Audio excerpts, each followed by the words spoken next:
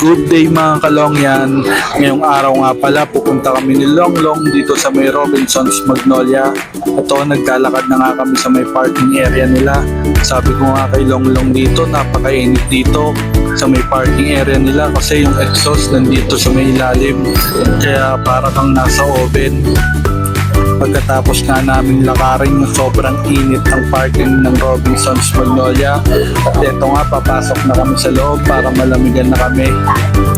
At ngayong araw nga pala, kaya kami nagpunta ngayon dito ni Longlong sa Robinsons Magnolia dahil magdi-dinner kami. Dahil ngayong araw nga pala, April 25, 2024, araw ng Huwebes. At itong araw nga pala na to ay 5th year anniversary namin ni Longlong. At nandito na nga kami guys sa may loob ng Robinsons Magnolia. Maghahanap na kami ng kakainan namin ni Longlong. At dito nga guys, bumaba ulit kami ni Longlong ng escalator kasi wala kaming makita sa taas.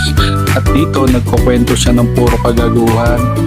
Pag inabot nga pala kayo guys ng gabi dito sa Robinsons Magnolia, ito yung labas nila. Meron silang pailaw kaya napakagandang tignan kapag naglalakad.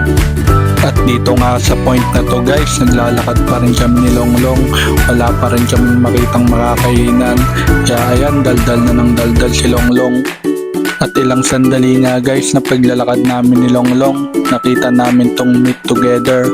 Unli grill nga pala siya. Di ko alam kung legal ba siya kasi nakalagay sa kanya may unli shabu-shabu din. Di ko alam guys kung nagets nyo.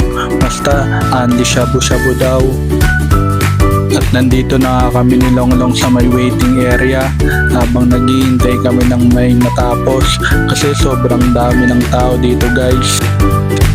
Biruin nyo, nakalimang taon na pala kami ng babaeng to. Dati nanonood lang sa akin mag-basketball to, nagdadala pa ng pom-poms para i-cheer ako. At ilang minuto nga guys, ang paghihintay namin, pinapasok na kami. At eto nga pala guys, yung mga pwede nyong kuhanin. Unli to, kaya kahit ano pwede nyong kunin. Kayo nga pala guys ang kukuha ng mga gusto nyong lulutuin dito.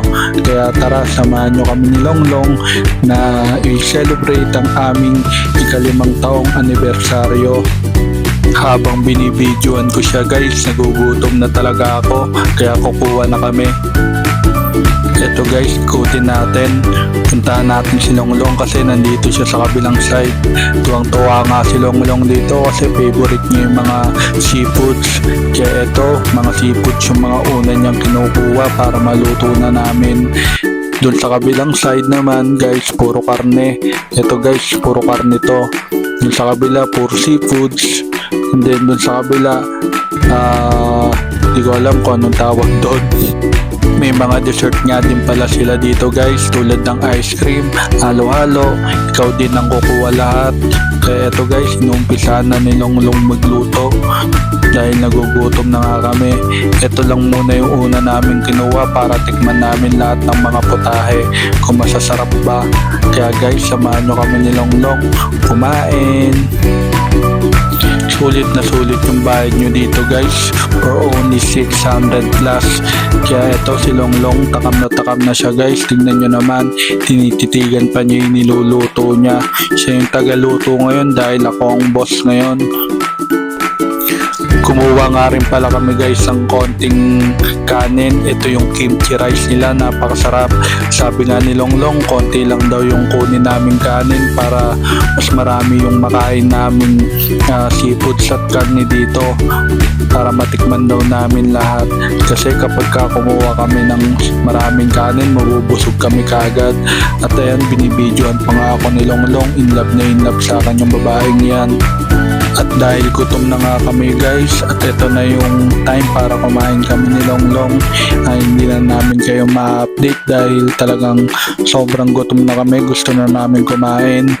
Kaya guys, maraming salamat sa suporta ninyo. Dito na rin namin tatapusin yung vlog namin. Sana suportahan nyo pa kami, like and follow yung mga video namin. Maraming salamat sa inyong lahat. God bless.